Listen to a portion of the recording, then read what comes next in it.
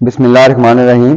अब एक university question है कि 9 मंथ्स का बच्चा आपके पास आता है, उसकी पहले कोई हिस्ट्री नहीं है वैक्सीनेशन की, तो आप कैसे प्रोसीड करेंगे। पहली बात याद रखें, 9 मंथ्स का बच्चा आपके पास आया तो आपने स्टार्ट बेसिक वैक्सीनेशन से ही करना है, टाइम को थोड़ा सा एडजस्ट करेंगे। लेकिन आपने क्या करना है, 9 मंथ्स का बच्चा आया है, शोल्डर पर स्कार मार्क नहीं है, माँ को पता ही नहीं है, तो आपने ट्यूबरक्लीन टेस्ट करना है। अगर ट्यूबरक्लीन टेस्ट पॉजिटिव है तो टीबी का इलाज करना है, उसमें नेगेटिव है तो आपने वैक्सीनेशन स्टार्ट करनी है टीबी की, बाकी तो करनी है। देखें, अब इसमें यह है कि बच्चा 9 मंथ्स का आया, कंसीडर आपने उसको बर्थ टाइम करना है, लेकिन आपने लिखना 9 मंथ्स है। बच्चे क्या गलती करते हैं, एट बर्थ 6 वीक, बच्चा 9 मंथ्स का, तो बर्थ पे आपका रिवर्स जाएंगे, नो रिवर्स नहीं जाएंगे, कंसीडर करना है। अब 9 मंथ्स की एज में पहली बात है कि 9 मंथ तक वैक्सीनेशन का टाइम वैक्सीनेशन का हुआ हुआ ऑलरेडी हुआ हुआ, तो पहले तो 9 मंथ्स की वैक्सीन लगा के जान छुड़ाएं। एमआर 9 मंथ की वैक्सीन है, टाइफाइड और आईपीवी, ये आपने लगा दी, और ओपीवी चले दे दें आप साथ, वो यूनिवर्सल है। 9 मंथ्स के टाइम पे आया, पहले कोई वैक्सीनेशन नहीं है, तो 9 मंथ्स की वैक्सीन आपने लगा दी। देन आपने ना 1 वीक का गैप देना है, और फिर आप वैक्सीन बर्थ वाली लगाएंगे, या ये बर्थ वाली पहले लगा के 1 वीक का गैप देके ये लगा सकते हैं। ये फ्लेक्सिबल शेड्यूल है, लेकिन लगानी इस तरतीब से। फिर उसके बाद देखें, एक बच्चे को इतनी वैक्सीनें लगवाएगा नहीं, उसके 1 हफ्ते का गैप दे दें, तो बीसीजी और ओरल पोलियो दे दें। ट्यूबरक्लोसिस को कवर करना पाकिस्तान में बड़ा जरूरी है, स्पेशली साल से पहले बच्चा आए तो आपने टीबी की वैक्सीन देनी ही देनी है, और ओपीवी आपने दे दी। तो ये तो आपका हो गया फिर बर्थ वाला। अब अगली कंसिडरेशन ये है कि हम 6, 10, 14 वीक को एडजस्ट कैसे करेंगे। आसान हल है कि आप 4 हफ्ते का गैप दे दें। देखें, आपने उन वैक्सीन में गैप याद रखना था, वो जो ईपीए शेड्यूल था वो गैप हमने डिवाइस किया था, गैप याद रखना है, बच्चा उस डे पे जरूरी नहीं आए। तो फिर आप 4 हफ्ते का गैप देके डीपीटी, हैप बी और ओपीवी लगा दें। अब पेंटावेलेंट नहीं लगाएंगे।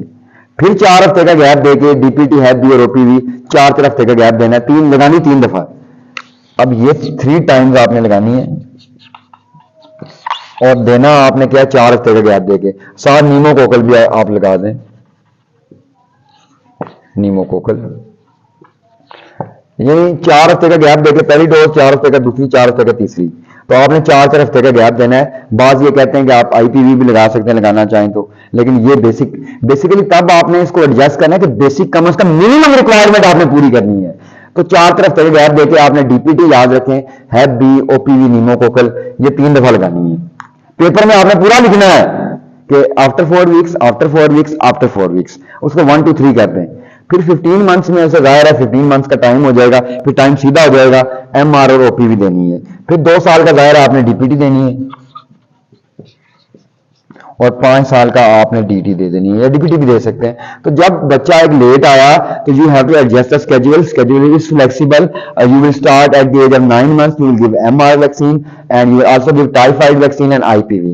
Then you will take a break of 1 week and you will give BCG vaccine and OPV vaccine. But BCG vaccine when tuberculin test is negative. If it is positive, there is no need to give BCG vaccine. Then you will give take 4 weeks gap for 3 times, and you will give DPT, Hep B, OPV and pneumococcal. Then at the age of 15 months you will give MR and OPV. Then at the age of 2 years you will give DPT, and at the age of 5 years you will give DT. देखिए, dose आपने universally याद रखनी है। अब बच्चा जो है 4 हफ्ते से बड़ा है, यहाँ पे सवाल है, तो बीसीजी की डोज आपने 0.1 ml देनी है। मैंने आपको बताया कि बीसीजी बर्थ पे है, पहले 4 हफ्ते पे 0.05 है, और उसके बाद 0.1 है। बाकी भी आप सबको पता है कि वेर इज यूनिवर्सल रूल के 0.5 ml उसकी डोज है, स्वाय ओरल के। ओरल जाहिर है 2 ड्रॉप्स आप लिखने आसानी के लिए, पोलियो के 2 कतरे ही पिलाते हैं ना।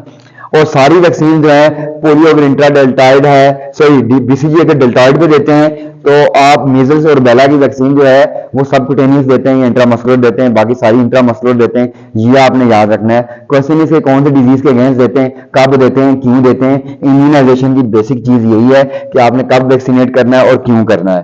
तो ये आपका आई थिंक सारा चैप्टर कवर हो जाता है, जिसमें अब कभी कभार ना इम्यूनिटी, देखें इम्यूनिटी बेसिकली ज्यादा पैथो कंसर्न है। इम्यूनिटी एक्टिव और पैसिव होती है, या इननेट और एक्वायर्ड होती है। इननेट वो है जो बर्थ में आपको मिलती है, और एक्वायर्ड वो होती है जो कि आप एक्वायर्ड करते हैं वैक्सीनेशन वगैरह से। उसमें एंटीबॉडीज होती हैं इननेट से, जिसको आप गेम डी से याद रख लें, GAMED, IgG, IgA, IgM, IgE और IDD, ये आप इनके नाम याद रख लें। कम्युनिटी मेडिसिन के पर्सपेक्टिव में इतना ही है। और मैंने आपको MCQ भी बता दिया जी, कौन सी वैक्सीन EPI में नहीं है, कौन सी वैक्सीन उसकी TB क्यों कॉमन है। और दूसरा ये है कि निमोनिया के अगेंस्ट DPT भी प्रोटेक्शन देती है, टू सम एक्सटेंड मेनिंगोकोकल भी दे सकती है। मेनिंगोकोकल आप वैसे लगा सकते हैं बच्चों को, तो आपने शेड्यूल इस तरह याद रखना। Thank you very much.